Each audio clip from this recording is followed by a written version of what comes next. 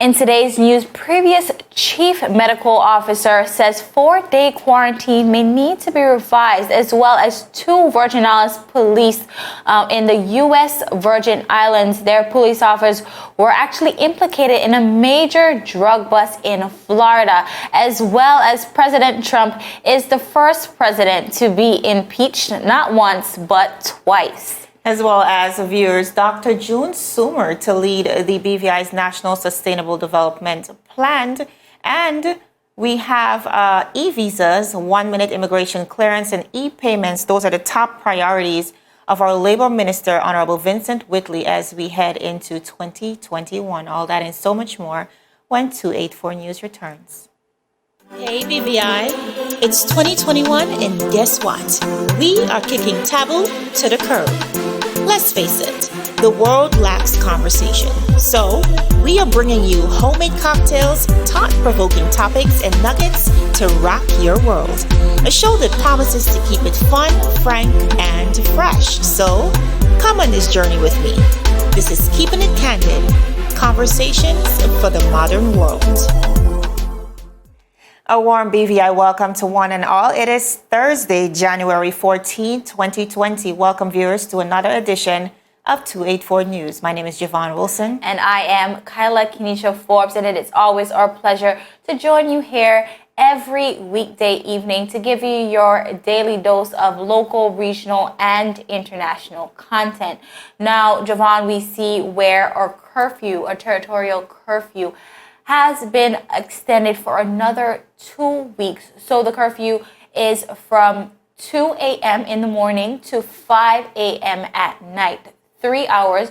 The BVI has been under these curfew restrictions for quite some time now, but we see where it has been extended by cabinet. Once again, and of course, many residents are still asking the big question, why are we still in a curfew? But of course, that question remains unanswered at this point. We do see the cabinet forging forward with a curfew, even in the midst of reopening our borders. Viewers, we're going to head straight into our newscast for today. Now, the British Virgin Islands is currently working on a National Sustainable Development Plan under the support of Dr. June Soomer, who is currently in the territory. Now, Dr. Soomer, who hails from St. Lucia, is currently the chairman of the Open Campus Council at the University of the West Indies. She also previously served as the Secretary General of the ACS, which comprises of 25 member states, of which the BVI is an associate member.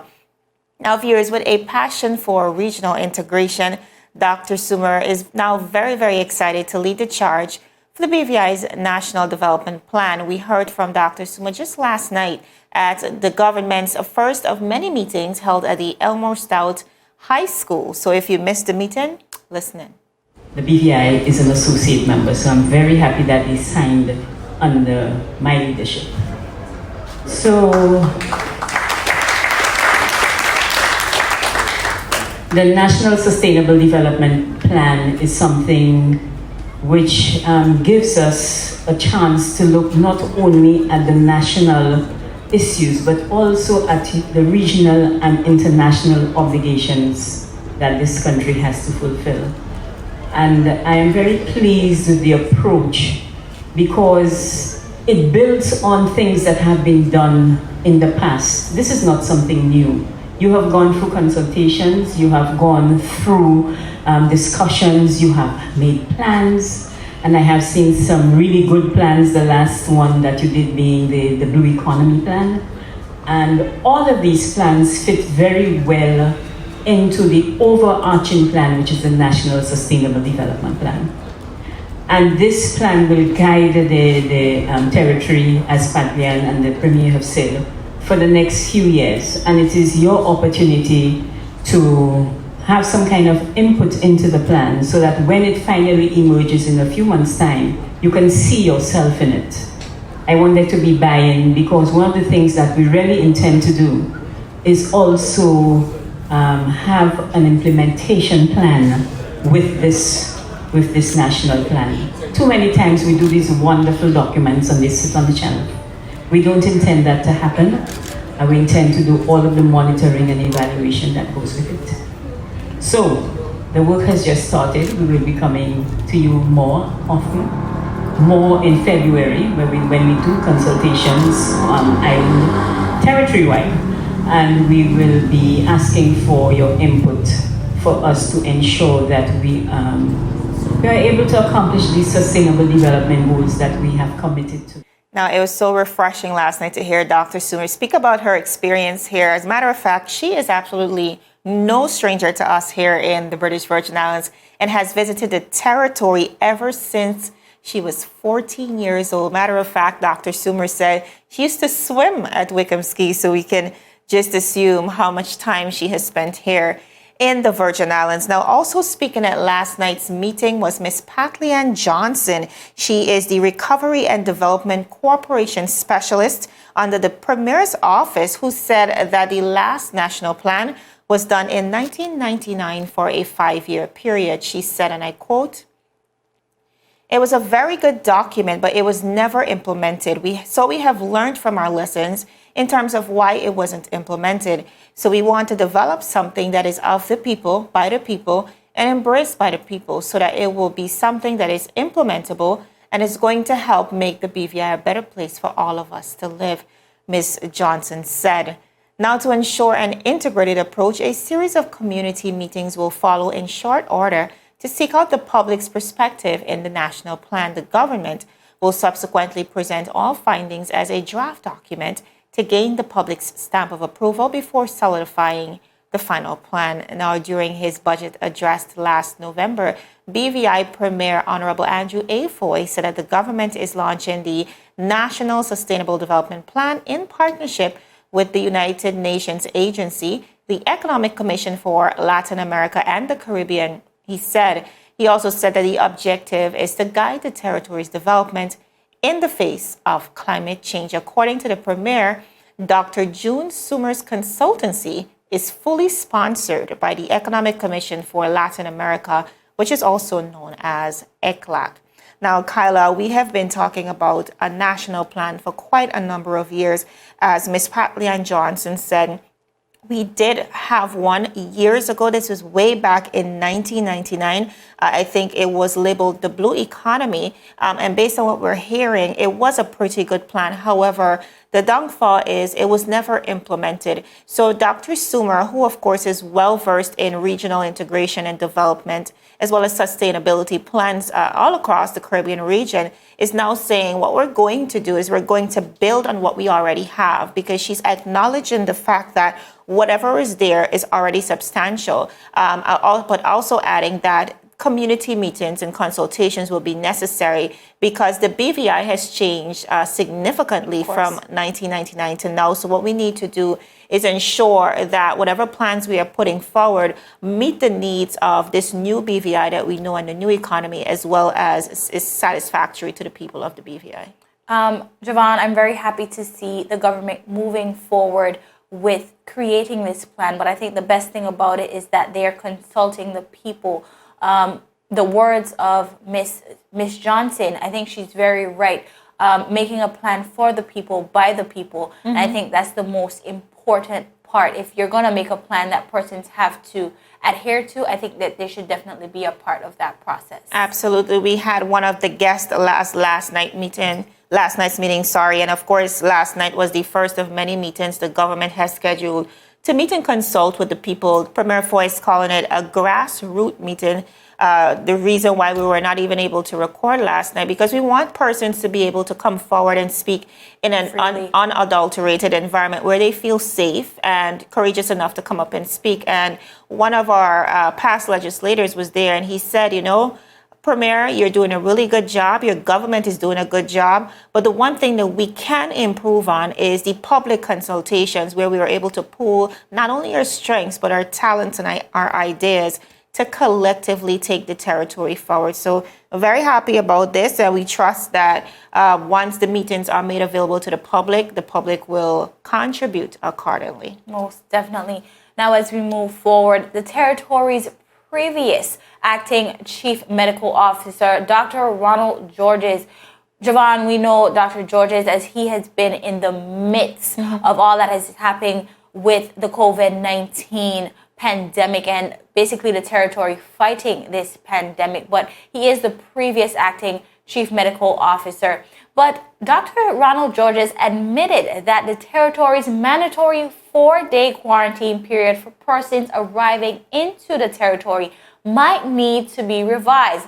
But this is all up to the government of the Virgin Islands, of course. Now, this comes after the increase in recent positive COVID-19 cases in our territory. Dr. Georges gave his opinion on this in an interview with a local online news site. Now, Javon, just last week, we remember much commotion and much frenzy when Health Minister Honorable Carvin Malone reported that 2 visitors tested positive after leaving their 4-day quarantine. The visitors tested negative, that is, on day 0 and day 4, but tested positive during their exit screening to leave the territory. Dr. Georges said, and I quote, "Clearly, the 4-day quarantine has proven insufficient and has allowed a proportion of cases to evade detected and containment. This was a calculated risk between facilitating the economy and protecting the public from the infection." He went on to say, at this point, the 4-day quarantine will need to be revised to determine how the guest experience can continue and be enhanced with a longer quarantine. However, on the other side of things, there must be strict adherence to measures and protocols already established. Now, Dr. Georges recommended that the risks have now increased depending on where travelers are coming from. The period can be extended from 4 days to possibly 7 days. He went on to say, moving forward, we will be closely looking at how the time period may shift and how we can work with our stakeholders to ensure economic activity continues. This may involve tightening and extending the 4-day bubble to perhaps 7 days or longer, depending on the country of disembarkment. However, these ideas are all for further discussion with stakeholders and subject to final approval by the government. The BVI presently have 19 active COVID-19 cases, with 12 in Virgin Gorda, 6 on Tortola, and 1 case being on a vessel out in the sea. Now we see where our previous chief medical officer have lent his opinion to this conversation, but is also saying that the final approval will have to come from government. I think much persons knew that with just 4 days of quarantine, that there was some risk involved, that some of these cases might not be picked up within these 4 days. I think that we've been doing a good enough job knowing that this was something that we were in for.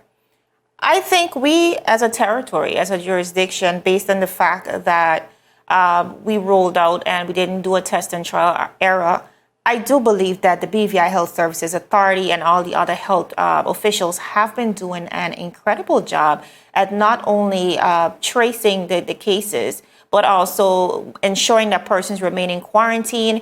And of course, there are some issues with the geofence and devices where persons were essentially unable to be tracked. But we see a lot of those errors being corrected with time. Revising that protocol, I definitely don't think that would be a welcomed approach by residents nor our incoming guests.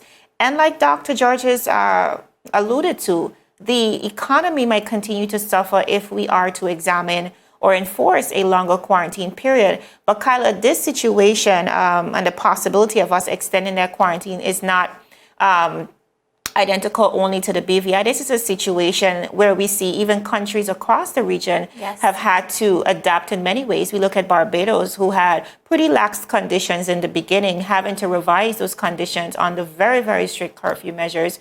Even the United States, which did not even take this virus seriously in the beginning, now requiring a mandatory negative COVID-19 test. So it just goes to show that as the virus continues to develop, we have to adjust plans accordingly. And as things get better, we can probably be a bit more lax. But I know for sure this will not come as welcomed news. I don't think so at all. Now, viewers, still ahead, e-visas, 1-minute immigration clearance, and e-payment. These are some things that the territory can look forward to. And Honorable Vincent Wheatley is definitely pushing for these initiatives. You want to hear all about it? This is 284 News, and we'll be right back. The win! Oh! What are the hell? I'm freaking out! Is high.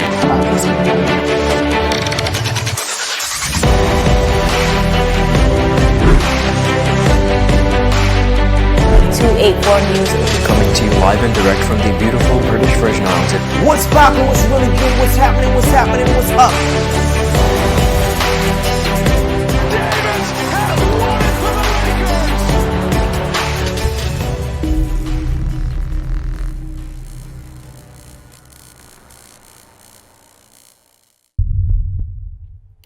Viewers, welcome back to 284 News. Now, the Minister of Labor, Immigration and Natural Resources, Honorable Vincent Wheatley, last night updated the public on government's plan to transform some of its prime services using technology. If you weren't able to attend the meeting, listen in.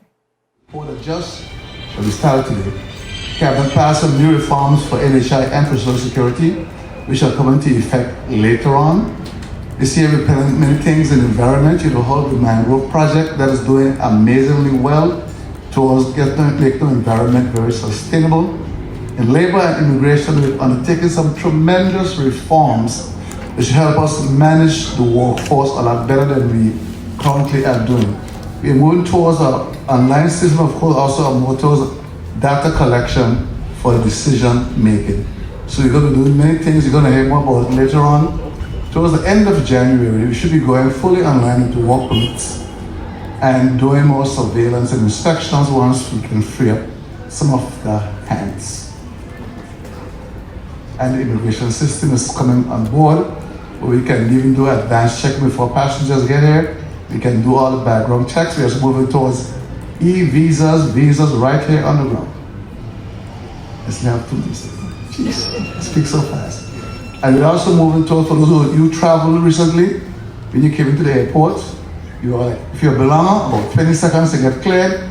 If you're a non-belanger, maybe a minute or two. As things open more, we're going to have kiosks. So if you're a belanger in the future, you wouldn't go in a line at all, just for customs. Go to the kiosk, you put in your passport, everything is there, and you're free to go. So we are fully transforming how we do business in labor and immigration. The first kiosk will be here at the end of February. Now, viewers, a few key points coming out of the minister's updates. Firstly, as we look at e-visas, I think this is an incredibly huge deal for the BVI, definitely a historic initiative that will change the way we think about the borders of the British Virgin Islands and how also we protect them. It is expected that seamless information sharing and statistics will be done about persons as well as cargo entering and exiting the territory as the project progresses. Now, secondly, e-payments. Now, this without a doubt will definitely transform the public service, and that is quite an accomplishment, especially for our residents in our neighboring sister islands, of course, who are duly frustrated over having to visit Tortola to conduct government-related business, sometimes spanning over days. Now, the minister also touched on the electronic kiosks, the first of which will be installed by the end of February at the Terrence B. International Airport. Now, viewers, these kiosks will allow for extremely fast immigration clearance at the airport. We have been told between 20 seconds to 1 minute. So that is a huge deal for the BVI. Not only is this going to be a game changer, but also really lending to the touchless protocols that we have been really putting in place for COVID-19, Kylo, when we examine the fact that no longer can we be in close proximity to each other. So I think this replacement and this form of innovation will definitely work well for this era that we're living in. I think it's definitely about time, and I'm very happy to see Honorable Vincent Wheatley making and really forging forward to make this a reality. I think these are very important components as we step into that new era, making service better in the BVI. All of these components would definitely contribute to that greatly.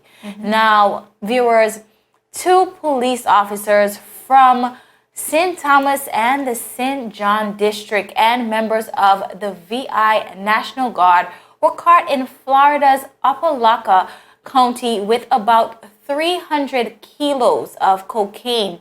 Well-placed source with knowledge of the bus have told the VI Consortium over in the U.S. Virgin Islands. Now, according to the VI Consortium, who requested, they got some sources who requested anonymity to speak freely on the developing matter. Now, St. Thomas police officer Shaquem Mike and Tashawn Adams. Previously, the consortium reported that former Port Authority officer Jaquil Adoplin was taken into custody last night as a part of the operation, but that information proved to be incorrect on that site. Now, as the publication has since copy of the complaint, which does not include Mr. Alpha Dane, his name. There were said to be at least 6 people involved, including VI National Guard member Mr. Mike and Mr. Adams are both said to be National Guard members, which one serving on the Guard's counter-drug task force. Now, the VIPD Public Information Officer Toby Derma said he was aware of the incident but refrained from commenting further. According to sources, a private jet flew into St. Thomas last evening at the Jet Center, a fixed base operator. The jet did not request pre-clearance from Customs and Border Protection in the U.S. Virgin Islands. However, upon arrival into Florida, the jet was searched and over 300 kilos of cocaine was discovered. Now, one source told the online site that the CBP officers were chasing the police officers who were trying to evade capture on the tarmac in Akalapa County. Now, Javon, this is a big story for our neighbors over in the U.S. Virgin Islands, but I think we know very much how that feels. As just a few months ago, we had our own taste of this as authorities were implicated in such a big drug bust. And it's daunting, Kyla. The people who are charged to really uphold the law and enforce the law, here we see that some of those persons cannot be trusted, and it really breaks down the trust component, but also the relationship between the police, who is supposed to protect and serve, and the community. And this is a relationship we've been trying to mend for a very, very long time. So we're just trusting, especially now that this has been discovered, that first of all, they will face the full blunt of the law. And secondly, that whatever becomes of this, it will serve as a deterrent, not only for persons within the service who are not complying with the rules, but also to members of the public, that to let them know that this is not okay and this is not acceptable. And it matters not which side of the law you're on, you're going to be prosecuted. I do agree. Viewers, we're going to go to a quick commercial break, but when we come back, we're talking about President Donald Trump, the first president to be impeached twice. Is he going to be placed out of the office? We'll see. All that and so much more when 284 News returns. Is business slow? Cash flow down? Hosting an upcoming event? We can help. Advertise with 284 Media and take your business or event to the next level by enhancing your present marketing and messaging strategies. Allow our team of experts to create a personalized ad that sets your business apart from all the rest. This could be your business or event. So, what are you waiting for? Contact our marketing team at 284media@cctbvi.com. Advertising with us works. Viewers, welcome back to 284 News, and I must thank you for sticking with us through this evening's newscast. Now, President Trump. We've been hearing about him for about 4 years now, and President Trump has made history as the first president in United States history to be impeached not once, but twice. The House of Representatives in the United States passed an article charging President Donald Trump with incitement of insurrection for his role in last week's deadly Capitol attack. Trump will most likely stay in office, unfortunately, Javon, and finish out his term because it takes the Senate to convict him, to actually remove him from office, even after he had been impeached. That's what we saw the very first time with his very first impeachment. He was not convicted, but his conviction now is not yet certain. Now, according to reports by CNN, Senator leader Mitch McConnell is signaling he is in favor of impeachment, but he's made it clear that the Senate trial wouldn't start until President-elect Joe Biden is sworn in. So President-elect Joe Biden is scheduled to be inaugurated on January 20th, 2021. Yeah. President Donald Trump. We're hearing that McConnell is indeed might be in favor of the impeachment. What we have seen historically as well is the fact that many Republicans within the House have now voted for Trump to be impeached. So that is a significant change. And I think really speaking to the reality that we are no longer willing to condone this type of behavior and really calling it for what it is. For a very long time, what President Donald Trump has done is incite a lot of violence in America, also supporting the white supremacy. Yes. All of that has led to, because even on the morning of the riot, he was at a rally and really speaking to the people. The people walked over 1 mile to the Capitol Hill, of course, to ensure that President Trump stays in the White House. But of course, that's not the reality we're seeing today. Also, very scary news. The FBI is also being warned that armed protests are being planned throughout the United States of America. So seemingly, even though we have just a few days to go, the police are on their wits' ends, really on edge, waiting to see what's going to go down. We also see, even in Washington, D.C., all throughout downtown Washington, the primary sound for several blocks, people are locking down one week before the inauguration. So again, really speaking to the daunting and very dangerous reality of what's happening in the United States of America as we see the transition of power between the Trump administration over to Joe Biden and the Kamala Harris administration. But we will keep you updated on this. For more information on that, you can always visit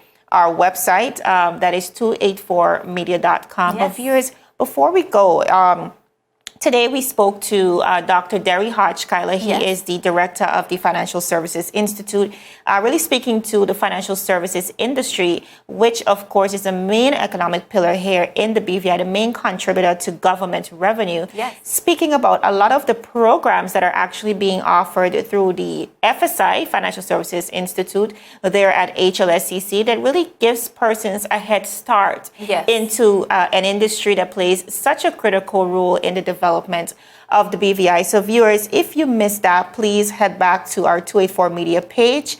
It is entitled Taking Your Career to the Next Level at FSI. But for now, as usual, that is all the time we have.